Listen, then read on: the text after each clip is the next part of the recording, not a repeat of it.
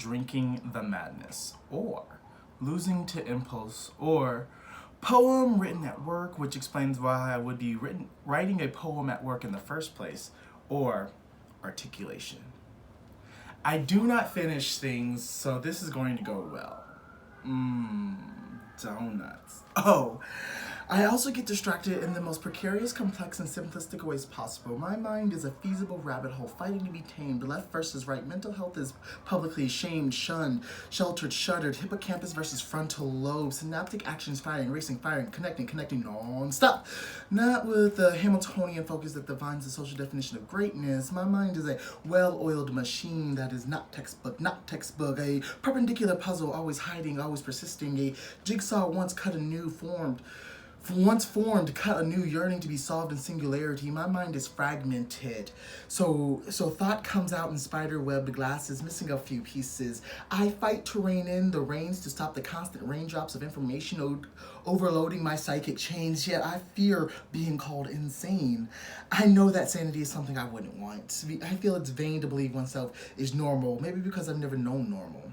I call it Mr. Hyde. I wish to hide her from the world for fear of pity. To unleash the beast is to besiege the mold that I want to fit. In the dream I walk up the mountain to obtain, I know, right, insane. The ramblings of a madman, mad human, no, mad woman, because only the womb in nature could create a force that is so ferocious and good. This isn't stream of conscious. Most couldn't catch my conscious stream, even if it left a trail in a field of rye. No, it's too speedy. A force that is ferocious and sprints, the cheetah trying to catch the gazelle, yet zigzags like the impala. Mental checkout. I admit to myself that my mind will chronically seek to undermine themselves. Slipping in the void, coming out hours later, waking from a bender, drowsy and a haze, looking at a dingy motel room, a commercial break, and a Netflix binge that started 20 years ago with $50 in a comic book candy store, now jonesing for that next hit of that Lily Rock. Sometimes I wish he is just a sugar high, or she left track marks to display a physical mark of damage. With Hyde, it's easier to show than tell. I'm critiqued for not being concise. They want my mind to be an abridged war and peace, but the bridge to peace is long, narrow, and fine. Slates balanced delicately, specifically supporting the traveler to the end goal of justice. Not all roads can take travelers passing abreast. Not all roads are meant to. I wonder how many 19th century literature references I can make in one piece. Then remember that that's not the point. Hyde takes over to argue that the connection of history is important to the literature of the day, that the looking glass is nothing more than a gray picture, a portrait of a cacophony of colors, so unruly and splattered-dotted, that it once was a view of a beautiful white lake on a Saturday morning until reminded that it's black. Then it moves on, and so the whole expands, gaping like a professional bottom's prolapse anus after fisting, excelling in diagonals, naturally skewing. Hyde knows the skew is flawed. Call her Ishmael, while plunging into the depth of unfamiliar red bottom pumps. My fragmented mind is beautiful. She knows it's worth priding itself like a true INTP. She mastered Connect 4 times only because he forgot 3 times previous. You laugh, but I wish I didn't have to repeat myself. I naturally jump into 5th gear, having to backtrack to the proper steps. Breathe to slow down, chill. Those are words that Hyde hates. He is their antonym.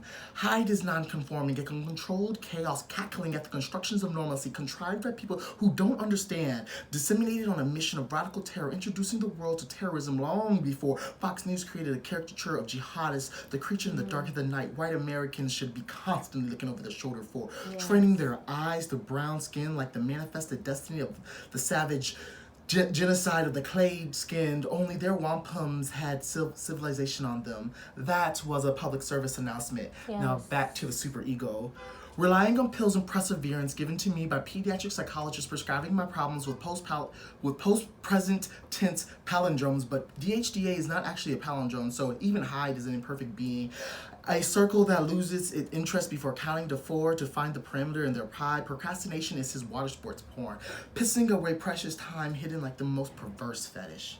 I vow never to use P in this oem again. Oversaturation is a Hyde craving.